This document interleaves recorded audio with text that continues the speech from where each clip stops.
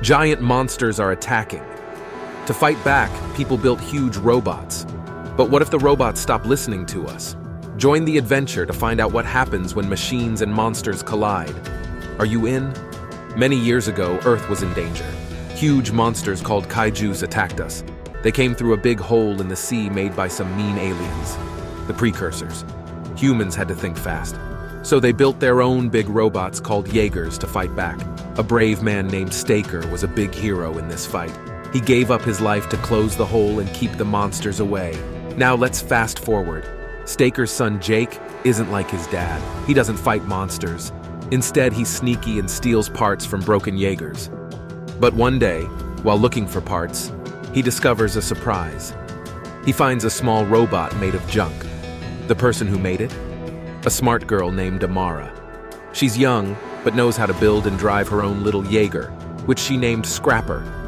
Things get tricky when the police hear about Jake and Amara. They try to catch them. Jake and Amara jump into Scrapper, trying to run away. It's like a big chase in robot shoes, but oh no! A massive Jaeger named November Ajax shows up. This big robot tells them to stop and give up. Now Jake and Amara have to think of a new plan. Amara and Jake try to escape from a big robot called November Ajax. They use smoke grenades to hide and roll away in their small robot, Scrapper, but November Ajax catches them with electric wires. Jake meets his adopted sister Mako, who's an important officer.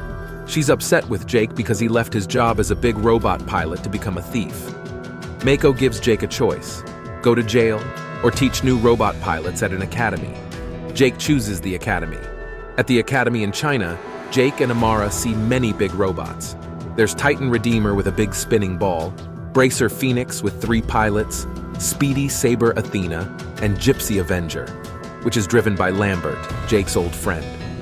Lambert doesn't like Jake because Jake left the army. Amara tries to learn how to be a good pilot, but it's hard. The other students don't trust her because she was a thief, and she struggles in the training tests. Lambert doubts if she should be there. Meanwhile, a businesswoman named Lywin, her scientist Dr. Newton, and Mako show new robots. These robots can work by themselves without pilots. Some people like the idea because it's faster and cheaper, but others are worried because if robots don't need pilots, many pilots will lose their jobs. Mako isn't sure about the new self-running robots. She worries that bad people could take control of them. She has to vote about it in a big meeting in Australia. Jake and Lambert and their big robot Gypsy Avenger go with her for protection. When they get there, things go wrong. Birds fly away scared, and suddenly a rogue robot, Obsidian Fury, attacks from the sea. This robot doesn't care about people and causes a lot of destruction. It shoots at Mako's helicopter but misses and hits a building. Gypsy Avenger tries to save people, including Lewin, by catching falling debris. Mako thinks she knows something about the bad robot and tries to tell Jake, but her radio stops working. Gypsy Avenger and Obsidian Fury start fighting. They use swords and rockets and crash into buildings. The fight is tough, and Obsidian Fury is strong. Jake's robot gets a chance to hit back, but then Obsidian Fury shoots missiles and hits Mako's helicopter. Jake sees his sister in danger and tries to save her. He uses a special weapon to throw cars at Obsidian Fury, pushing it down. Jake runs to the crashing helicopter to save Mako. She manages to send one last message before the helicopter crashes. Jake is devastated. He yells Mako's name, not wanting to believe she's gone. The bad robot, seeing more good robots coming, escapes into the sea. Jake is very sad about losing his sister, Mako. At a meeting, they talk about a message Mako sent before she died. The message has clues about a place in Siberia. Jake wants to go there to find out who is behind the bad things happening. At the same time, Shao Industries is allowed to use their new robots. Lywin tells Newton to get them ready. When Newton is home, he talks to something strange, a brain from one of the big monsters, called a Kaiju. He connects his mind to it. Jake's robot, Gypsy Avenger, goes to Siberia. There, they are attacked by rockets and the bad robot, Obsidian Fury. They have a big fight with lots of punches and lasers.